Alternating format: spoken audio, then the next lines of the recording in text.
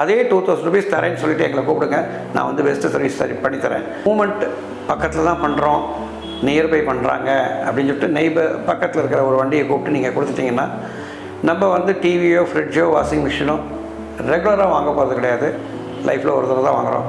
அதனுடைய சேஃப்டி ஆஸ்பெக்டை நம்ம மனசில் வாங்கி நீங்கள் வெளியில் என்ன செலவு பண்ணுறீங்களோ ஒரு 2000 ருபீஸ் கேட்குறாங்க, நியர்பை ஒரு 4 ஐட்டம் போகிறதுனால அதே 2000 ருபீஸ் தரேன்னு சொல்லிட்டு எங்களை கூப்பிடுங்க, நான் வந்து பெஸ்ட்டு சர்வீஸ் பண்ணித்தரேன்.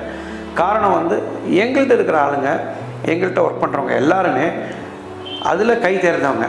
அதனால் உங்களுடைய பொருள் சேஃப்டியாக இருக்குங்கிறத அஷூரன்ஸ் கொடுத்து அதே காஸ்ட்டுக்கு நாங்கள் பண்ணித்தரேன். என்ன நீங்கள் எந்நேரமும் தொடர்பு கொள்ளுங்க.